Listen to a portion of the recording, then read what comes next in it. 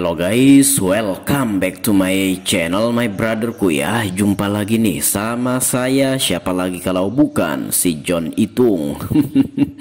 Oke guys ya, di kesempatan yang sungguh sangat berbahagia ini saya akan ganti atau tukar mesin HP Samsung Note 4 ya, Samsung Note 4 N910H dan N910V ya, SMN910H dan SMN910V.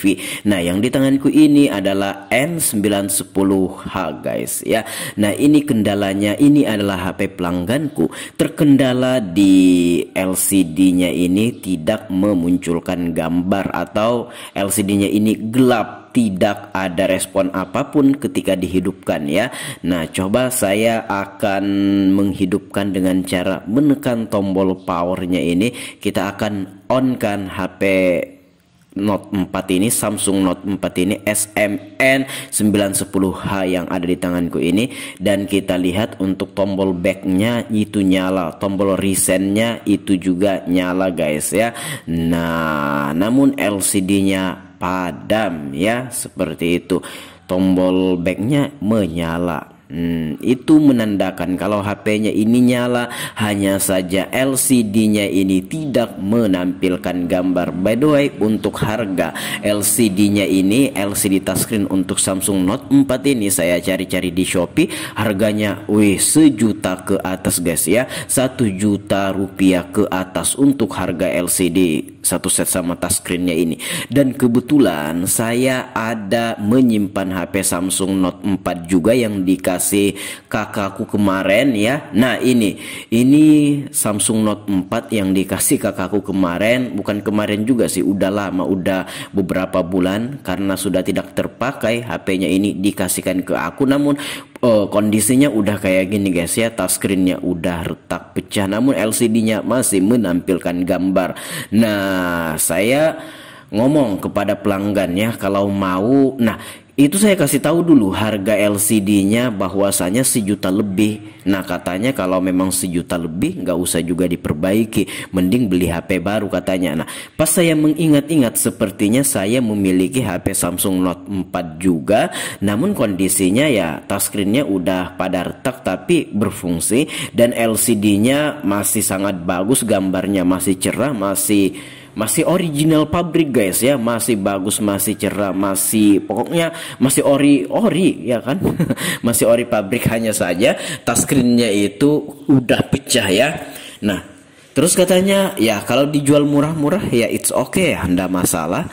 Nah, itu SMN910H ini adalah punya pelangganku. Bilangnya kalau LCD touchscreen-nya yang retak itu dijual murah-murah, ya udah dibeli saja bilangnya. Maksudnya digantikan saja. Nah, daripada juga kusimpan ya, tidak terpakai juga, tapi mesinnya itu masih bagus loh ya, punya kakakku yang dikasihnya itu. Namun kita nggak menggunakan, kita nggak pakai, kita simpan aja. Kita akan mengambil LCD touchscreen-nya ya, dan ya mesinnya kita akan pindahkan ke sana, seperti itu. Nah, ini adalah pulpennya guys ya, pulpen Samsung Note 4 ini.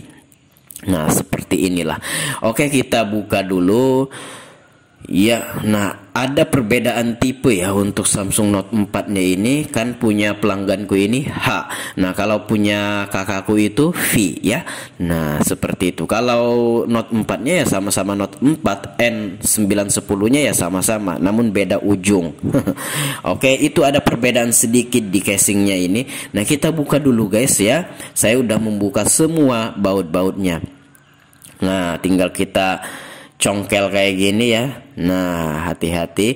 Nah, di sini kita akan menggunakan cairan thinner ya, untuk membantu mengurangi lekatnya lem ya, lem touchscreen-nya ini pada frame atau tulang tengahnya ini. Nah, itu cairan thinner. Dan untuk thinner ya, untuk merek thinnernya ya bisa untuk merek apapun saja, yang penting thinner.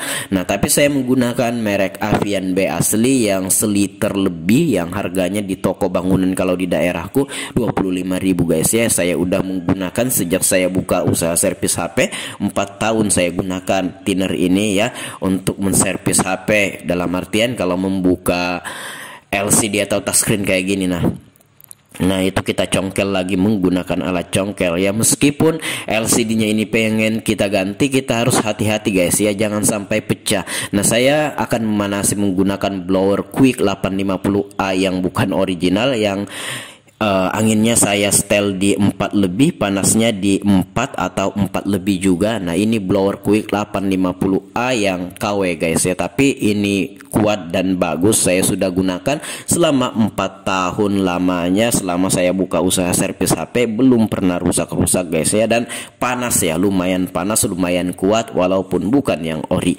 Nah itu kita congkel lagi ya, sembari kita menunggu blowerku panas ya, pemanasku panas, kita sambil-sambil aja. Iya. Nah pelan-pelan aja guys, seperti ini. Nah kita sambil bubuhkan ya, sambil alirkan, maksudnya alirkan cairan thinner ya. Nah cairan thinner itu membantu mengurangi lekatnya lem pada touchscreen ya, pada touchscreen dan frame atau tulang tengah ini. Nah kita panasi kayak gini ya, hati-hati walaupun pengen kita ganti LCD touchscreennya, jangan sampai pecah guys ya. Jadi kita lakukan yang terbaik, perlu kesabaran, dan ya saya percepat video ini untuk persingkat durasi yang ada, namun saya pastikan tidak ada step yang terlewat ya. Nah pelan-pelan aja dalam membukanya ini guys. Seperti ini saja.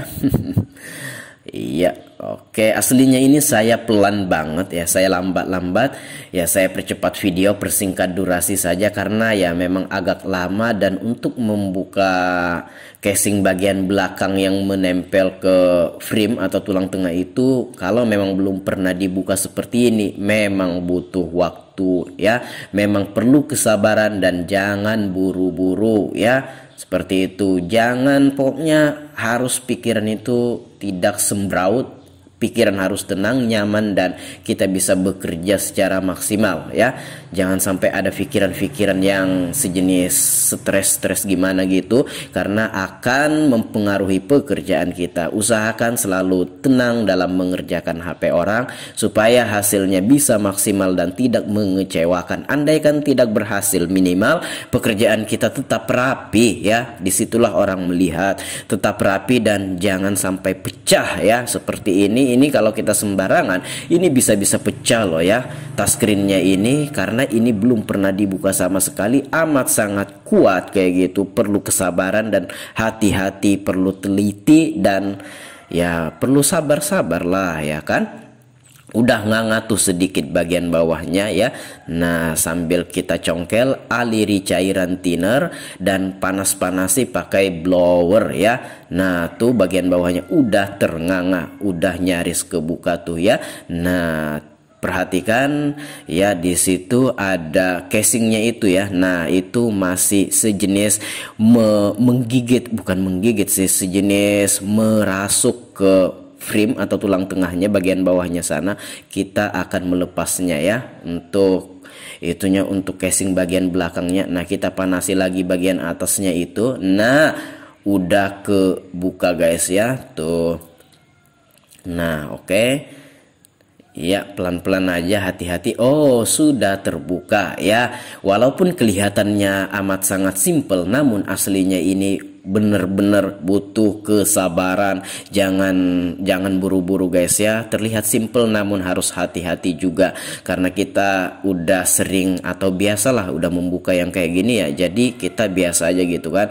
Hanya saja perlu waktu, butuh waktu, perlu kesabaran, dan jangan buru-buru ya. Apalagi yang belum pernah dibuka sama sekali seperti ini guys ya. Nah ini casing bagian belakang yang menempel ke frame atau tulang tengahnya udah terbuka. Oke kita lepas dulu mesinnya ini. Dan by the way, ini saya udah mencoba LCD-nya ini. Saya sebenarnya udah, ini kita lepas dulu ini mesinnya ini. Saya akan mencoba membuka mesinnya lalu memasangnya kembali. ke frame atau tulang tengah dan menghubungkan ke soket LCD-nya. Maksudnya kabel fleksibel LCD-nya itu kita lepas kemudian kita hubungkan lagi, tapi di video ini saya skip karena tidak berhasil guys ya. Nah, itu kita buka dulu, hati-hati guys ya dalam membuka kabel-kabel itu. Nah, kabel seperti kabel antena itu hati-hati, kalau tidak pas dibuka yang bagian bawah itu jangan dipaksa, takutnya copot tuh konektor yang ada pada bagian mesin. Nah, ini kita lepas dulu mesin PCB atau papan PCB atau mesin HP ini ya, kita lepas dulu mesinnya ini guys. Nah, pelan-pelan aja ya. Nah, kalau belum terbuka atau masih kuat atau masih erat kayak gitu, jangan dipaksa, dicari celahnya, karena ada dua kabel fleksibel ya di situ yang harus terbuka, barulah mesinnya ini mau kebuka. Nah, di situ ada kabel fleksibel LCD yang menempel guys ya. Nah, jadi mesti hati-hati, kita congkel pelan-pelan ya, jangan sampai alat congkel kita mengenai komponen atau kapasitor atau resistor pada HP, karena kalau congkel saja itu mudah copot guys ya. Jadi perlu hati-hati, diperhatikan di daerah mana atau di bagian mana kita mencongkel mesinnya ini ya, jangan sampai merusak komponen yang ada pada HP ini guys ya. Nah, kita buka dulu pelan-pelan aja bang. Iya, nah udah nyaris kebuka tuh ya. Dan di situ ada dua kabel fleksibel. Nah, hati-hati, tinggal kita dorong ke atas. Nah, udah terbuka sampai terdengar bunyi klik.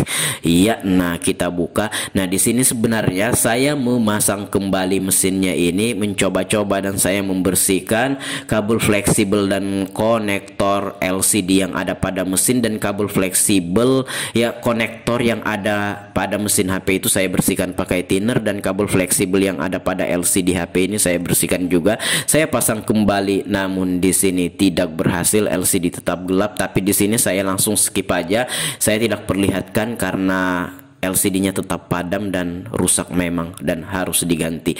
Nah, ini adalah HP kakakku yang udah menjadi milikku ya. Nah, yang yang sudah menjadi milikku tentunya, dan dikasihkannya cuma-cuma karena dia beli HP baru ya. Ini udah lama, berbulan-bulan kita simpan, kita buka juga. Nah, namun untuk tipe yang di tanganku ini punya kakakku ini tipe V guys ya, N910V.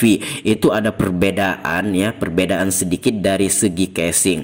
Nah, jadi ini hanya kita memindahkan mesin. Untuk LCD touchscreen tulang tengah dan casing belakangnya ini, casing yang dipasang ke frame atau tulang tengahnya ini kita ambil semua. Seperti itu, hanya saja di sini mesinnya kita ganti, sama backdoor paling luar itu masih punya pelanggan. Oke, kita lepas dulu semua baut-bautnya ini. Iya. Oke guys, karena memang LCD barunya di atas 1 juta, itu belum ongkir ya, itu belum ongkir, dan itu bukan yang ori, itu belum ongkir, belum ongkos pasangnya kita. Nah, kita mau kasih harga berapa? Sementara kalau 1 juta saja pelanggan itu udah tidak mau. Nah, belum lagi ongkir, belum lagi kita ngambil cuannya atau ngambil biaya jasanya kayak gitu. Nah, ini kita buka. Kenapa mudah banget dibuka untuk HP ini? Nah, ini memang sering saya buka untuk HP di tanganku ini ya, N910V ini sering saya buka. Pernah juga aku servis waktu itu, LCD-nya ngeblank. Nah, namun LCD ngeblank permasalahannya pada konektor LCD yang itu ya, yang tidak rapet. Nah, bukan LCD-nya yang rusak, tapi kalau yang punya pelangganku yang warna putih yang N910H tadi, itu ya memang LCD-nya rusak kena air kayak gitu, kemasukan air. Ini mudah saja dibuka. Nah, di sini mesinnya saja kita pindahkan ya. Nah, tapi untuk tombol back dan tombol resetnya bagian bawah ini tetap, karena ini menyatu ya. Bukan menyatu gimana, ini ya itu terhubung ke depan itu ya. Nah, bagian bawahnya sana, bagian konektor chargernya. Nah, ini adalah mesinnya guys ya. Yang ini yang kupasang ini adalah mesin pelangganku, Samsung Note 4 N910H. Nah, itu kita ganjel dulu untuk konektor LCD-nya. ya, konektor LCD atau konektor touchscreen itu intinya kita ganjel tuh ya. Nah yang ini, nah itu kita ganjel. Kenapa diganjel bang? Supaya saya udah coba tekan-tekan kurang mau masuk gitu. Nah pas diganjel baru dia mau. Ganjelnya jangan terlalu tebel ya, tapi kalau yang kabel fleksibel di tengah itu tanpa ganjelan itu memang udah tinggi ya, sehingga ditekan aja udah langsung masuk. Oh kelupaan memasang kabel fleksibel konektor charger ya, konektor charger kabel bukan iya kabel konektor charger, tombol reset dan tombol backnya ada di situ. Kelupaan kita memasang, kita pasang dulu guys. Iya. Nah kita bersihkan dulu, siapa tahu ada bekas debu-debu karena ini HP belum pernah dibongkar untuk HP pelangganku ini, dan untuk HP kakakku ini lama disimpan ya. Untuk HP kakakku ini lama disimpan. Nah takutnya ada debu-debu kayak gitu. Nah oke, jadi ini kita pasang. Kenapa nggak dicopot LCD-nya saja bang? Kenapa dipasang langsung sama frame atau tulang tengah?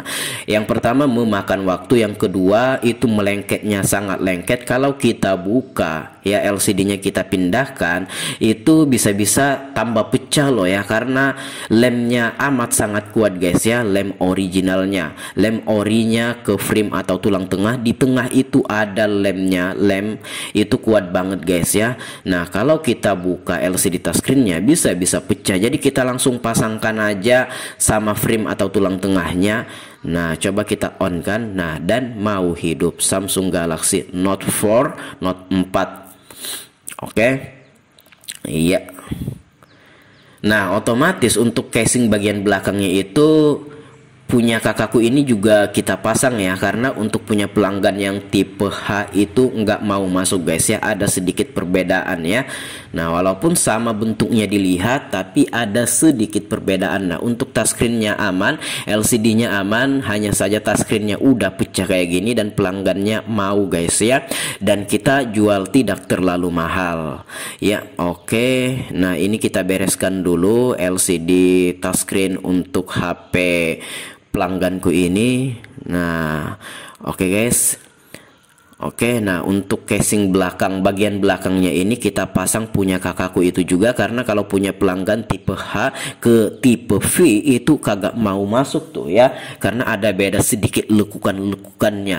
Nah itu kita copot dulu untuk tombolnya ini, karena tombolnya ini pentil-pentilan pemencetnya udah keras. Bukan udah keras gimana, maksudnya udah hancur guys ya pentil-pentilan pemencetnya ini, sehingga dipencet perlu tenaga ya, jadi kuat banget baru dia mau terpencet. Nah karena pentil-pentilan pemencet yang terbuat dari karet itu udah pada hancur, karena memang ya ini HP keluaran lama guys ya, wajar sajalah kalau misalkan pentil pemencetnya itu udah hancur. Nah ini kita akan buatkan atau tambahi pentil-pentilan pemencetnya menggunakan lem Altico dan bedak bayi. Saya menggunakan bedak bayi, ada kan bedak bayi Rita gitu kan di warung-warung, harganya berapa ya, 6.000 kah atau 8.000. Nah itu kita campur dengan lem Altico. Nah itu kita bisa menggunakan sebagai pentil-pentilan pemencetnya ini. Kalau misalkan udah keras tuh ya lemnya ini, lem yang digabung atau dicampur atau diadon dengan bedak ini justru lebih kuat daripada karet originalnya ya. Ini tahan banget guys ya, karena ini kalau memang dia melengket ke situ ya, kita amplas dulu supaya lem campur bedaknya ini mau menempel. Nah kalau nanti sudah kering, wah itu sejenis plastik guys ya, keras banget dan susah untuk rusak.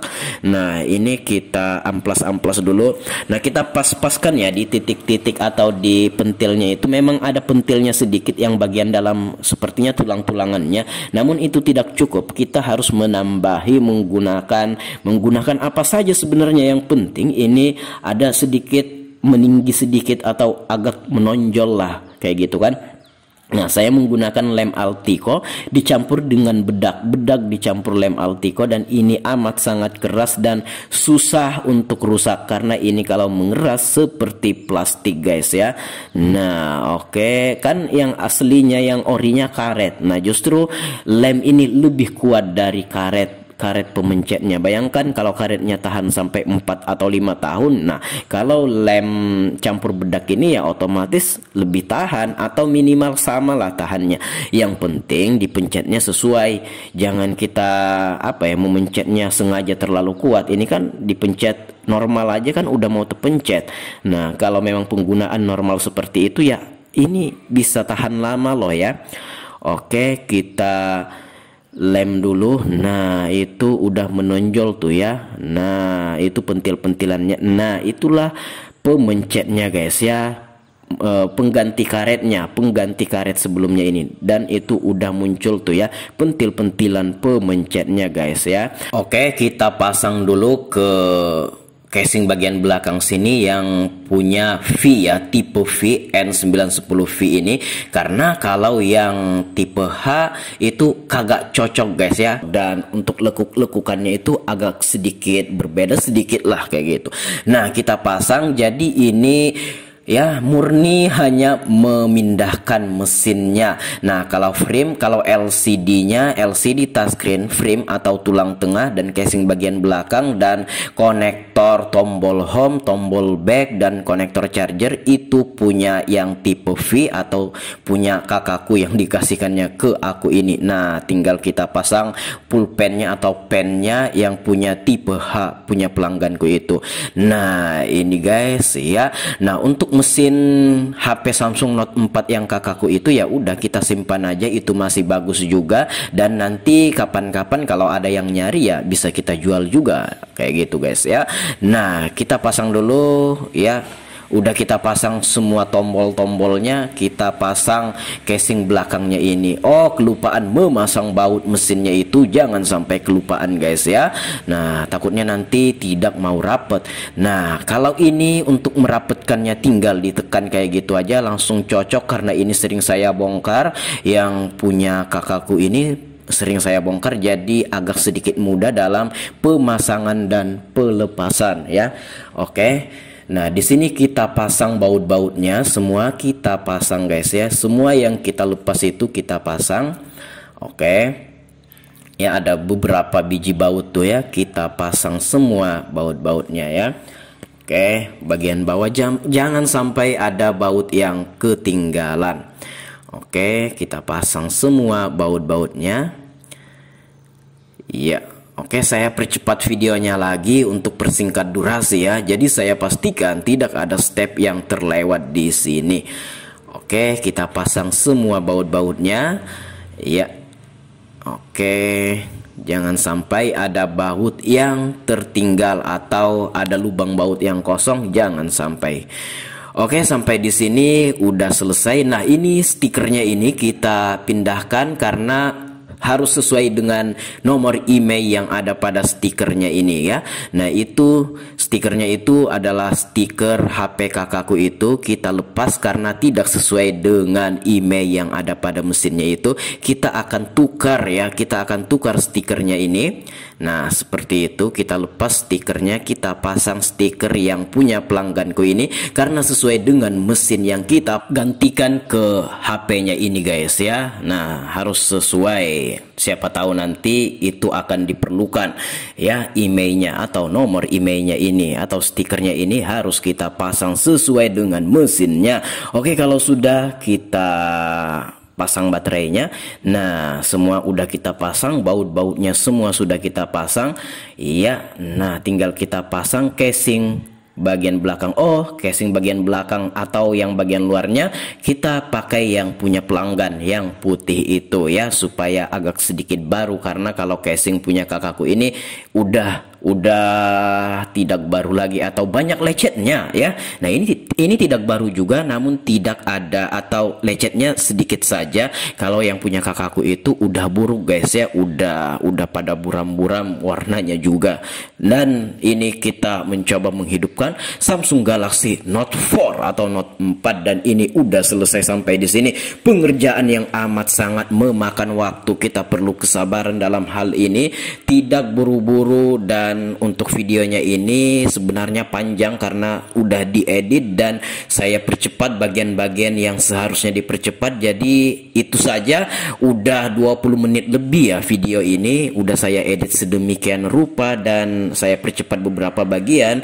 Nah, masih saja videonya agak sedikit panjang karena memang untuk pemindahan mesin dan HP belum pernah dibongkar. Samsung Note 4 yang N910H punya pelangganku ini itu perlu kesabaran guys ya, dan tidak buru-buru, jangan buru-buru supaya hasilnya maksimal dan terbukti tidak pecah LCD touchscreen yang punya pelangganku itu N910H itu tidak pecah sama sekali, aman guys ya. Dan di sini udah berhasil ya dengan harga yang udah kita sepakati sama pelanggan, dan ini pemasangan LCD touchscreen-nya sudah berhasil. Bukan LCD touchscreen saja, LCD touchscreen, frame atau tulang tengah, casing bagian belakang yang dipasangkan ke frame atau tulang tengah HP ini guys ya, dan kabel fleksibel konektor charger, tombol back dan tombol resetnya itu semua punya kakakku yang kita gantikan ke HP-nya ini. Jadi ini hanya pemindahan mesinnya saja, dan ini adalah bedak bayi Rita dan lem Altico yang saya gunakan untuk menambahi pentil-pentilan pemencetnya yang ada pada tombol HP ini, dan ini udah bisa dan udah enak dipencet guys ya. Nah, oke, udah selesai sampai di sini. Dan ini Samsung Galaxy Note 4 atau Note 4 SMN910H punya pelangganku, dipasangkan ke LCD touchscreen dan frame atau tulang tengah ke SMN910V punya kakakku, dan udah selesai. Hanya saja terlihat dari luar itu perbedaannya adalah casing bagian luar yang di belakang itu masih punya pelanggan. Namun sebagian besar untuk HP-nya ini dari LCD tulang tengah, casing bagian belakang yang menempel ke frame atau tulang tengahnya ini itu adalah punya kakakku. Hanya saja mesinnya sama casing bagian luar di belakang yang putih itu masih punya pelanggan, dan ini sudah selesai. Dan itu HP kakakku guys ya. Nah, yang di belakang itu mesin HP kakakku, dan LCD touchscreen-nya itu yang punya pelanggan SMN910H itu. Nah, itu guys. Oke, sampai di sini dulu. Semoga video kali ini bermanfaat. Project ini berhasil, tinggal dikasihkan sama pelanggan. Saya mau hubungi dia dulu untuk mengambil HP-nya ini dengan harga yang sudah kita sepakati bersama. Demikian, semoga video kali ini bermanfaat. Sampai jumpa di kesempatan yang lain. Kalau ada pertanyaan silahkan komen-komen aja. Kalau ada pendapat lain silahkan komen-komen juga. Dan kalau teman-teman pengen sharing sama John Itung, silahkan DM Instagram. Instagramku ada di sudut kiri bawah video ini @JohnItung. Baiklah, saya akhiri video ini sampai di sini. Project ini sudah berhasil. Terima kasih telah menyaksikan. Semoga video kali ini bermanfaat. Saya John Itung dan ini selesai sudah, tinggal diambil sama pelanggan. See you the next video my brotherku.